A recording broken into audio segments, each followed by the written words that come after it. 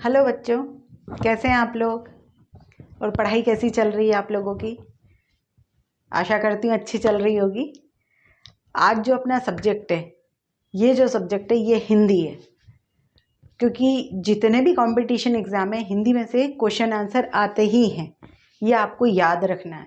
हिंदी व्याकरण में से क्वेश्चन उठ कर आते हैं। दूसरा, हिंदी साहित्य के बारे में आते हैं। हिंदी में क्या क्या चीज़ें होती है उसके बारे में क्वेश्चन आते ही हैं। तो आज जो हम पढ़ने वाले हैं वो हिंदी के बारे में पढ़ेंगे। हमने छोटी क्लासेस में पढ़ा है, एक सब्जेक्ट होता था हमारा हिंदी का, उसमें हमने व्याकरण भी पढ़ी है। लेकिन धीरे धीरे जब हम बड़ी क्लासेस में आते तो क्या होता है, पीछे की जो चीज़ें हैं वो धीरे धीरे स्किप होने लगती हैं। तो आज जो है हम हिंदी के बारे में पढ़ेंगे, हिंदी व्याकरण के बारे में पढ़ेंगे। तो अब सबसे पहले जब हम हिंदी की बात कर रहे हैं तो यहाँ स्टार्टिंग में ही आपका एक क्वेश्चन बनता है, और ये क्वेश्चन बहुत सारे एग्जाम में आ गया है, क्योंकि बच्चों को ध्यान ही नहीं रहता है। इसलिए ध्यान नहीं रहता, पढ़े तो हैं लेकिन भूल गए सब। तो पहला जो हमारा क्वेश्चन बनता है वो बनता है, जो हिंदी है, हिंदी को दो भागों में बांटा गया है, ये आपको याद रखना है। हिंदी को दो भागों में बांटा गया है, गद्य और पद्य। याद आ गया होगा आपको। तो यहाँ पे जब हम गद्य और पद्य की बात कर रहे हैं तो एक थोड़ा सा मैं समझा देती हूँ आपको। यहाँ पर जो गद्य है, गद्य को हम कहाँ पर पढ़ते हैं? कहानी, उपन्यास, एकांकी, नाटक, जीवनी, आत्मकथा, निबंध, इन सब में क्या करते हैं, हम गद्य को पढ़ते हैं। क्या गद्य को हम गा सकते हैं? नहीं, बिल्कुल रटने की जरूरत नहीं। गद्य को जब हम गा ही नहीं सकते, सिर्फ हम उसे पढ़ सकते हैं, समझ सकते हैं, तो गद्य क्या है? गद्य की जो विधाएं हैं वो कितनी है? 10 हैं। ठीक, तो यहाँ पर हम गद्य के बारे में पढ़ेंगे अभी। फिर दूसरा आता है, हमारा दूसरा प्रकार है हिंदी का, वो है पद्य। पद्य का मतलब क्या हो गया? जो कविताएं हैं, जो गाने हैं, जो आप गाने गाते हैं, वो सब पद्य हैं। तो पद्य को हम क्या कर सकते हैं, बोल सकते एक तरह से जितनी भी कविताएं हैं, जिन चीज़ों को हम गा कर या सुनकर आनंद की प्राप्ति करते हो वो पद्य कहलाता है। ये बिल्कुल क्लियर है, आपको बिल्कुल नहीं रटना है यहाँ पर। अब हम सबसे पहले जो है गद्य की बात करते हैं। अब गद्य में पूरे 10 प्रकार हैं, ठीक है ना। मैं आपको इसकी PDF उसमें डिस्क्रिप्शन बॉक्स में लगा दूंगी, तो आप उसे पूरे अच्छे से देख लीजिएगा। तो जो गद्य है, गद्य की जो विधाएं, इसमें सबसे पहले आगे पीछे मैंने लिखी हैं, कोई दिक्कत नहीं है। निबंध की बात करें तो निबंध को याद रखना, मैं जो बोल रही हूँ, निबंध को गद्य की कसौटी कहते हैं। आपका यहाँ पर एक ऑब्जेक्टिव बनता है, निबंध को गद्य की कसौटी कहते हैं। निबंध में क्या पढ़ा जाता है? जिन चीज़ों को हम विस्तृत रूप में पढ़ते हैं, लेकिन विस्तृत का ये नहीं है, निबंध का मतलब ये नहीं होता है कि 4-6 पेज का लिख डाला हमने, नहीं, सीमित शब्दों में हम उसका प्रयोग करते हैं। तो निबंध जो है वो गद्य की कसौटी है। ठीक, फिर यहाँ पर हमने लिखा, एक संस्मरण लिखा है। संस्मरण मतलब जो कुछ हमारी यादें रहती हैं, जैसे मैं कहीं गई हूँ, घूमने गई, फिर मैं वहाँ से क्या सीख कर आई हूँ, वो सारी चीज़ें मैंने क्या करा, संस्मरण में उतार दी। फिर आता हमारा रेखा चित्र। रेखा चित्र में क्या होता है कि कुछ चित्रों के माध्यम से, आपने छोटे बच्चों की जो पुस्तक होती है, किताब होती है, वो देखी होगी हिंदी की, उसमें कहानी वगैरह होती हैं, तो कुछ डायग्राम बने हुए होते हैं। तो वो जो रेखा चित्र है, रेखा चित्र के माध्यम से भी गद्य को हम यहाँ पे एक्सप्लेन कर सकते हैं या बता सकते हैं। आत्मकथा, आत्मकथा व्यक्ति के द्वारा, खुद के द्वारा लिखी जाती है। मेरे साथ क्या क्या बीता या आपके जीवन में क्या बीता, ये क्या होता है, आत्मकथा कहलाती है। फिर आता है जीवनी। जीवनी जो है वो लिखी जाती है, किसी और के माध्यम से लिखी जाती है। जैसे हमने माखनलाल चतुर्वेदी जो हमारे राष्ट्रीय कवि हैं, याद रखना है, मैं जो बोल रही हूँ आपको याद रखना है, यहाँ पे ऑब्जेक्टिव है। जो माखनलाल चतुर्वेदी हैं हमारे, वो राष्ट्रीय कवि हैं।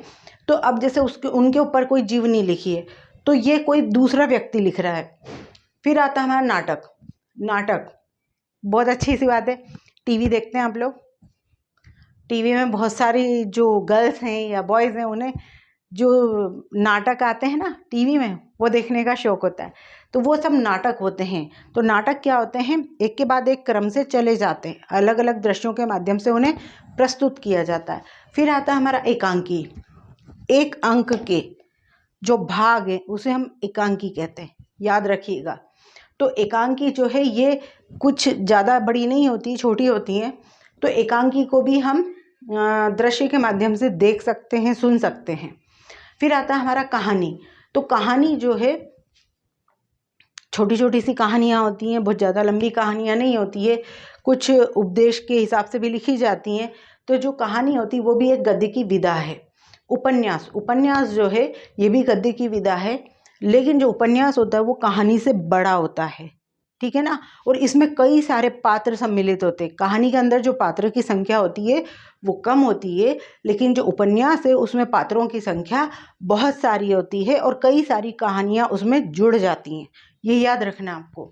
फिर आता है व्यंग। व्यंग का मतलब होता है कि जब हम किसी समाज की किसी बुराई को किसी माध्यम से बताएं तो उसे हम व्यंग कहेंगे, ठीक।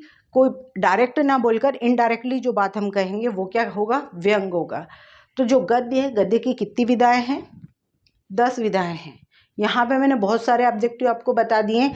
आप वीडियो को फिर से देखेंगे और अपना जो भी आप डायरी में नोट कर रहे हैं वहाँ पे आप नोट करते जाइएगा। फिर आता है हिंदी का। अब हिंदी के बारे में जब बात कर रहे हैं तो हिंदी साहित्य के भाग के बारे में बात करेंगे। अब हिंदी का जो साहित्य काफ़ी पुराना है, ये आपको याद रखना है। तो हिंदी साहित्य के जो भाग हैं वो कितने भाग हैं, 4 भाग हैं। हिंदी साहित्य को 4 भागों में विभाजित किया गया है। पहला है आदिकाल या वीरगाथा काल। आपको कुछ याद आया होगा वीरगाथा काल के बारे में। तो आदिकाल या वीरगाथा काल के बारे में पढ़ते हैं तो इसका जो ईस्वी वो भी मैंने लिख रखी है यहाँ पर। तो वीरगाथा काल में क्या होता था कि इसमें श्रृंगार रस की प्रधानता रही है वीरगाथा काल में। और जो राजा महाराजा हुआ करते थे तो वो अपने दरबार में कवि को रखते थे जो उनके युद्ध भूमि में जो शौर्य उन्होंने प्रदर्शित किया उसके बारे में चर्चा करते थे या गाने के माध्यम से या कविता के माध्यम से प्रदर्शित करते थे। तो ये फर्स्ट हो गया हमारा वीरगाथा काल या आदिकाल। दूसरा आता है पूर्व मध्यकाल या भक्तिकाल। आपको याद आया होगा ये क्वेश्चन। पूर्व मध्यकाल, मध्यकाल के पहले का, तो मध्यकाल, पूर्व मध्यकाल या भक्तिकाल। तो अब भक्तिकाल जो है, भक्तिकाल में सीधा सा आपको याद आ ही गया होगा, मीराबाई का नाम सबसे पहले याद आया होगा आपको। तो मीराबाई है, सूरदास हैं, तो ये रस खान हैं, इन्होंने क्या करा है, कृष्ण भक्ति के बारे में बताया है। अभी अपन इसके बारे में चर्चा करेंगे, ठीक है। तो भक्ति काल में भगवान के रूपों का वर्णन हुआ है और भक्ति का वर्णन हुआ है। फिर आता है उत्तर मध्यकाल। यहाँ पर उत्तर मध्यकाल या रीतिकाल, ठीक। तो यहाँ पर उत्तर मध्यकाल या रीतिकाल आपसे वहाँ क्वेश्चन पूछ सकते हैं ऑब्जेक्टिव में। तो रीतिकाल की बात जब हम कर रहे हैं तो आप सीधा सा, आपको ज़्यादा बिल्कुल नहीं रटना है, आपको ये ध्यान रखना है रीतिकाल की बात हो रही है तो सीधी सी बात है, रीतिकाल में श्रृंगार रस की बहुत ज़्यादा प्रधानता रही है। वहाँ पे नारी के सौंदर्य का, बच्चों के सौंदर्य का, पर्यावरण के सौंदर्य का वर्णन किया गया है रीतिकाल के अंदर। फिर उसके बाद जो लास्ट आता है हमारा आधुनिक काल। आधुनिक काल में जैसे जैसे धीरे धीरे जैसे समय बीतता गया उस हिसाब से यहाँ पर जो हिंदी साहित्य था उसका भी समय बीतता गया और आधुनिक काल आज तक, अभी तक जितना भी साहित्य लिखा गया है वो आधुनिक काल का साहित्य है। अब यहाँ पर एक जो लास्ट आपका मैं बता रही हूँ वो देखिए आप, भक्ति काल। इन सभी कालों को अलग अलग भागों में नहीं बांटा है, बहुत ध्यान से सुनिएगा आप मैं जो बोल रही हूँ। तीनों काल जो हैं, वीरगाथा काल, उत्तर मध्यकाल या रीतिकाल या आधुनिक काल, इनको अलग अलग भागों में नहीं बांटा है। सिर्फ एक काल जो है भक्ति काल, उसके 2 रूप हैं। याद आया आपको, निर्गुण और सगुण। अब यहाँ जब निर्गुण भक्ति काल की बात करते हैं तो यहाँ निराकार ईश्वर की कोई आकार नहीं दिया है। जैसे कबीरदास जी, उन्होंने बोला है ना कि कोई रूप नहीं है लेकिन फिर भी कोई ताकत है। तो यहाँ पर जो निर्गुण भक्ति काल जो है, इसमें क्या है, भगवान को कोई आकार नहीं दिया है। अब इसके भी 2 भाग हैं, निर्गुण भक्ति के भी 2 भाग हैं, ज्ञानाश्रयी और प्रेमाश्रयी। ज्ञानाश्रयी में क्या हो गया, सीधी सी बात है, कबीरदास जी का नाम आ जाता है। फिर यहाँ पे प्रेमाश्रयी की बात जब हम करें तो प्रेमाश्रयी की बात क्या होती है कि प्रेम के द्वारा भक्ति का वर्णन किया गया है यहाँ पर।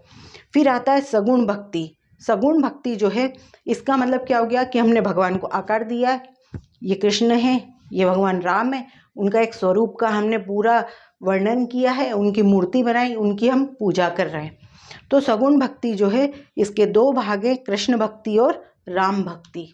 ये आपको याद रखना है। यहाँ से ऑब्जेक्टिव पूछे जाते हैं, 100% यहाँ से आपको ऑब्जेक्टिव मिलेंगे। कम से कम इतने ही भाग में आपको 50 ऑब्जेक्टिव निकल आएंगे। आप जब इस वीडियो को देखेंगे तो आप एक डायरी लेकर बैठिए और धीरे धीरे करके एक एक चीज़ का आप नोट बनाते चलिए। तो आपका जो हिंदी का जो भाग है वो आज से हमने स्टार्ट कर दिया है, तो हिंदी व्याकरण के बारे में हम और आगे पढ़ते जाएंगे, ठीक है। तो इतना आपको काम करना है पूरा, अगले वीडियो तक आपको ये पूरे इसके अंदर से ऑब्जेक्टिव निकालने हैं और इन्हें पढ़ना है, रटना नहीं है। आप रटेंगे नहीं, रटेंगे तो भूल जाएंगे।